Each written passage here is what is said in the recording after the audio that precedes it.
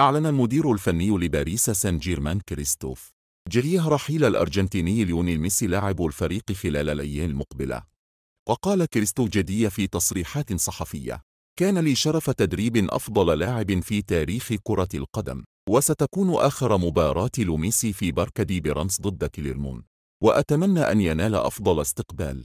ميسي عن عودته لبرشلونة لم أتلقى أي عرض. كانت صحيفة سبورت الكتالونية كشفت عن آخر التطورات حول موقف عودة الأسطورة الأرجنتيني ليونيل ميسي إلى الفريق الكتالوني في الصيف المقبل.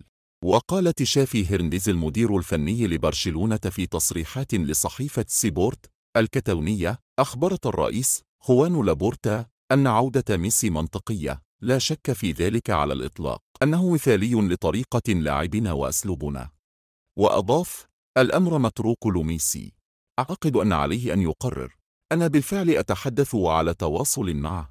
وينتهي تعاقد ميسي مع باريس سان جيرمان بنهاية الموسم الجار، ولم يتوصل الطرفان لاتفاق بشأن التجديد. وكان ميسي رحل عن برشلونة في صيف 2021 بعد انتهاء تعاقده وفشل النادي في تجديده. وقد أكد أكثر من مسؤول في برشلونة وجود مفاوضات مع ميسي من أجل عودته إلى الفريق الكتالوني خلال الميركاتو الصيفي المقبل.